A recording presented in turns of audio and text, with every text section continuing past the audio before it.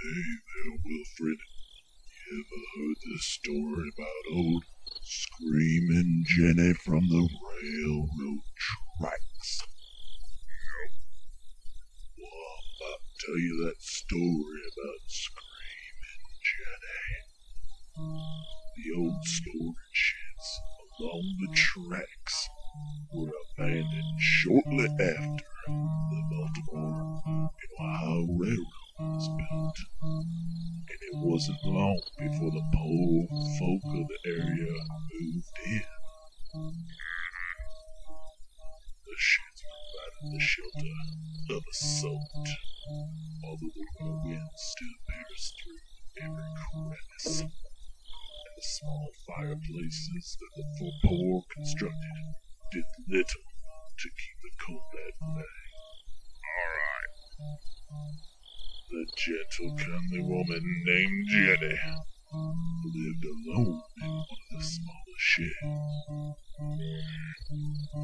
She had fallen on hard times, and with no family to protect her, she was forced to work where she could take in whatever shelter was available to someone with little money. Jenny never had enough to eat, and in the winter, a tiny fire barely kept her alive during the cold months. Still, she kept her spirits up and tried to help other folks when they took sick or needed food, sometimes going without herself so that another could eat. Then one cold evening in late autumn, Jenny that shivering over her fire, drinking broth out of a wooden bowl, when a spark flew from the fire and lit her skirts on fire. Intent on filling her aching stomach, Jenny did not notice her flaming clothes until the fire had burned through the heavy wool of her skin and began to scorch her skin. Leaping up in terror, Jenny threw her broth over the licking flames, but the fluid did not to douse the fire.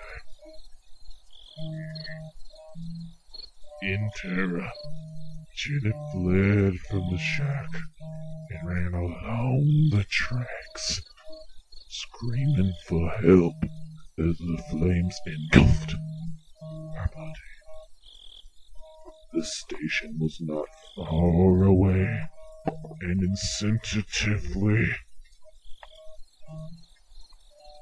Jenny made for it, hoping to find someone to aid her. Within moments, her book was glowing inferno, and Jenny was overwhelmed by the pain.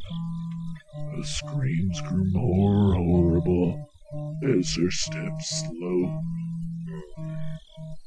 She staggered blindly onto the tracks just west of the station, and all of the fire that barely looked human. In her agony, she did not see the glowing headlight of the train rounding the curve, or hear the screech of the brakes as the engineer spotted her fire-eating figure up to the top. A moment later, her terrible screams broke off as the train mowed her down.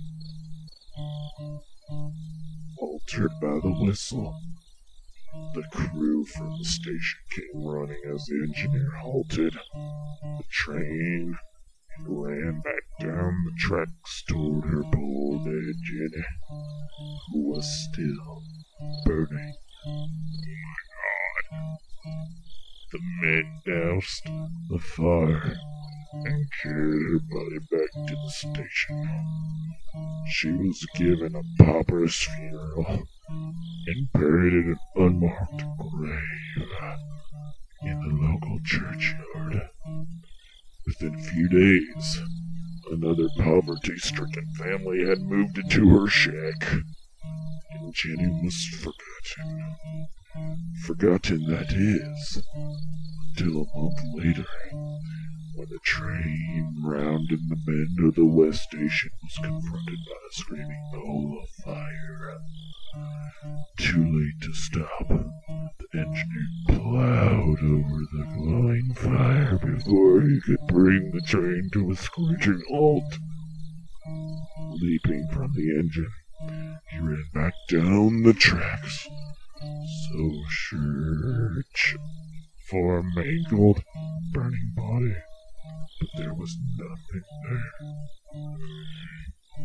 Shaken, he brought his train into the station and reported the incident to the station master. After hearing this tale, the station master remembered the poor dead Jenny and realized that her ghost had returned to haunt the tracks where she had died. To this day, the phantom of Screamin Jenny still appears on the tracks on the anniversary of the day she died. Many an engineer has rounded the curve just west of the station and found himself face to face with the burning ghosts of Jenny Screamin, or better known as Screamin Jenny, as once more she makes her deadly run towards the Harper's Ferry station, seeking in vain for someone to save her. Oh, Wilfred, glad to have you tonight. Hope I didn't spook you too horribly. Wilfred, better known as Floyd. Thanks for your tunes. I greatly appreciate the offer of you coming over for supper. I hope this didn't unsettle you, the story did not unsettle your stomach too much. Good night, boys.